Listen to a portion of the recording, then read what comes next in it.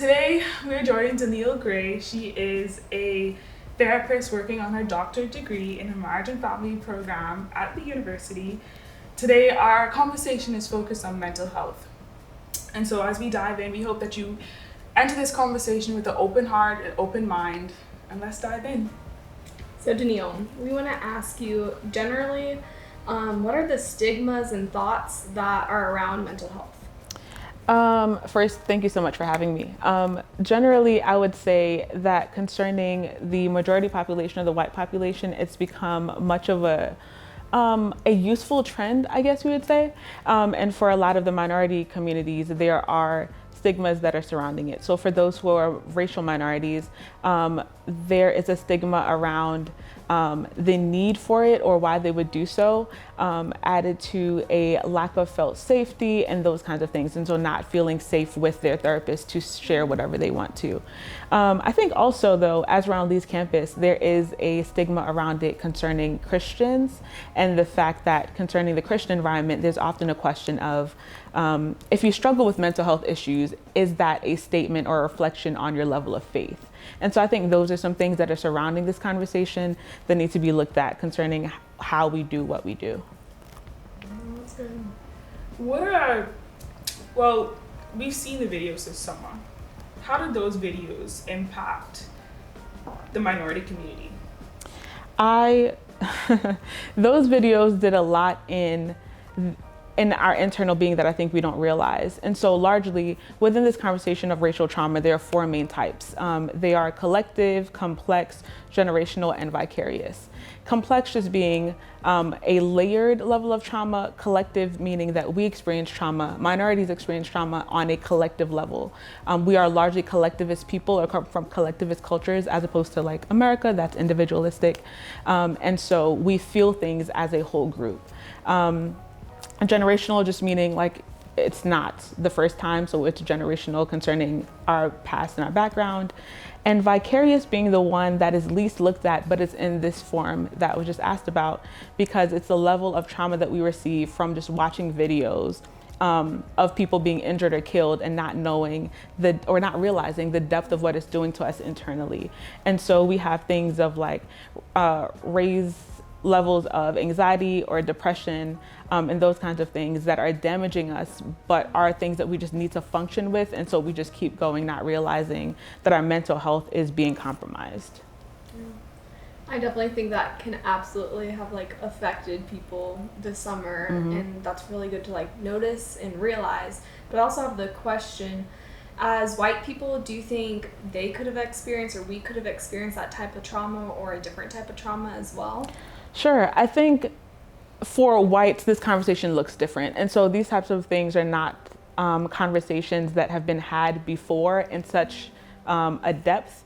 And so I think largely trauma is anything that you're not prepared for. So yes, I think that whites did experience trauma in watching this happen, but I think it happens in a different level when it is people who look like you. And so these minority groups are experiencing not just the act of seeing someone killed, but seeing these things happen perpetually to people who are the same demographic as them. And so it's a different level of trauma. Also though, something that I don't think that we can ignore is this aspect of trauma that we went through concerning COVID-19.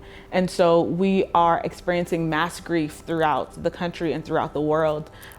Grief being compromised of emotions like sadness, anger, fear, and guilt. And so the trauma that comes from the racial things added to the trauma that comes from COVID-19 is just a large level of comprised mental health throughout all demographics, no matter what race we are.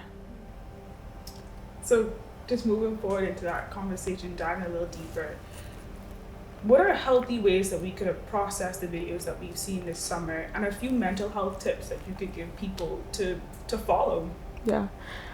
Processing those videos takes a lot of simultaneous awareness and control, I guess you would say. Awareness because these videos are necessary in this conversation of bringing these things to light, but at the same time knowing that I need to put a limit on myself concerning what I can and cannot handle, because watching maybe say all 9 minutes of one video is not necessary. Can I watch one and it be okay? Generally, I think some tips that can be followed would be things like limiting social media, because that is a lot and impacts our system greatly in a way that we don't always recognize. Secondly, I would say things like literally taking care of our minds and our physical bodies. And so one thing I think that is neglected sometimes is the fact that what we do with our physical bodies impacts the way that we feel. And so how much sleep are we getting? That's a huge thing on campus. How much sleep are we getting?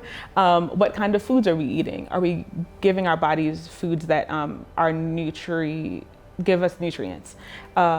And thirdly, I would say what I call emotional awareness. And so taking time to sit with ourselves in the busyness of our days, and figure out like, what are we feeling right now and how do I unpack this? I think a lot of times we walk around with a lot of emotion inside, and sometimes we feel it, and we don't feel it at the same time. And so being able to be willing to sit with ourselves and kind of process through like, my chest feels really tight. What is this? This may be anxiety. What do I now do about it?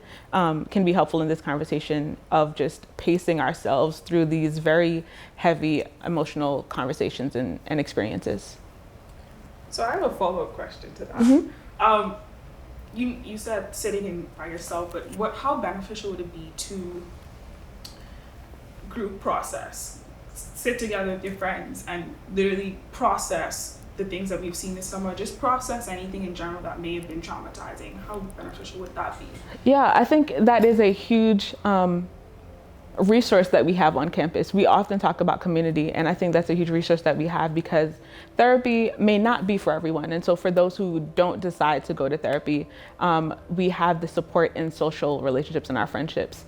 And so the ability to, if you are within your own demographic, so like Blacks with Blacks or Latinos with Latinos, Asians with Asians, being able to process through these things with people who understand you is huge, and who like authentically know your experience because of their own experiences.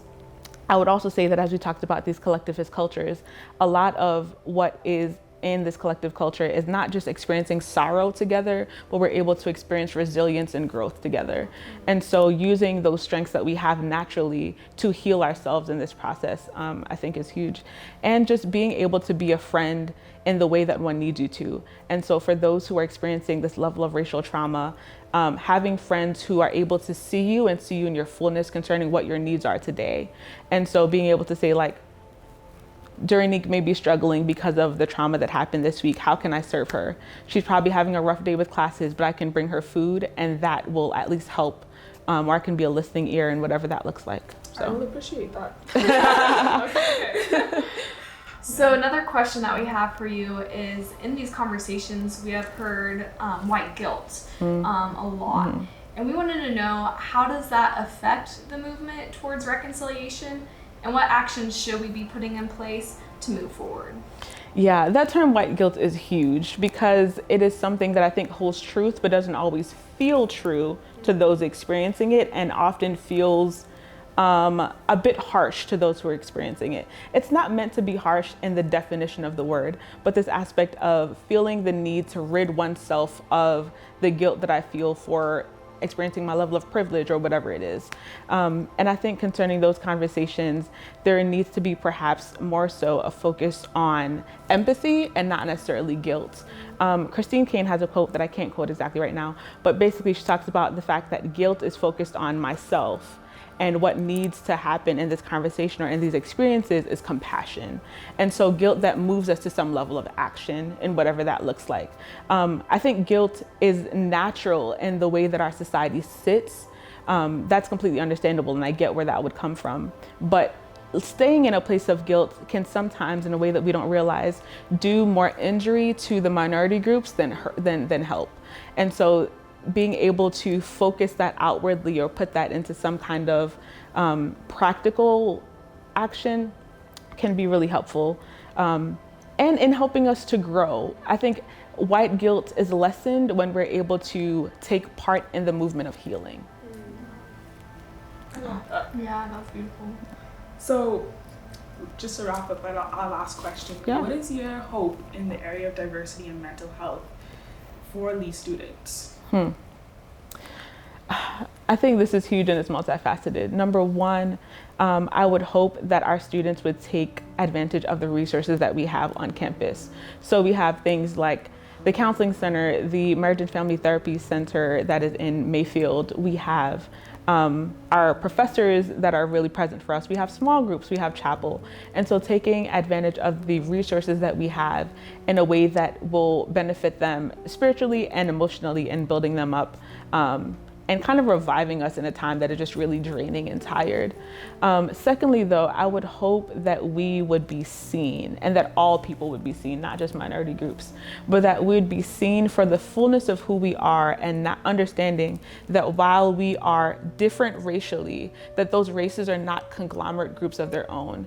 And so that when someone sees me, that they not just see like, oh, Daneille's another Black person, but they see the fullness of who I am and that the fullness of who all individuals are, that the fullness of who they are would be welcome into spaces. And so we not just make space for your talents and your gifts and how well you're able to do certain things, but also make space for your level of pain that you're experiencing, because that is also valid and it should have space in the room in these conversations. A part of what I love about this topic of Imago Dei and something that I've been focused on is that I think the richness of what we're able to experience is that to experience the fullness of Imago Dei means to experience the fullness of humanity, and understanding that God putting God's image on us means that we are all a part of this mosaic, I guess you can say. And so to choose one aspect of this would more so to be missing out. But as we embrace the fullness of God, we are able to experience the fullness of humanity in just the way that they were created, because God created diversity. Like this is God like ordained, so to speak. So that's beautiful. Yeah, that is great. Wow. Daneille, thank you so much for being with us today, sharing your knowledge on mental health and in general. And you really like challenged us to really self-reflect and dig deep and to understand ourselves better, as well as understand our neighbor better. Mm-hmm. And that just leads us towards that empathy, that compassion to action. So we thank you for that knowledge, and thank you for joining us in this conversation. We're excited to see how this will spark other conversations going forward.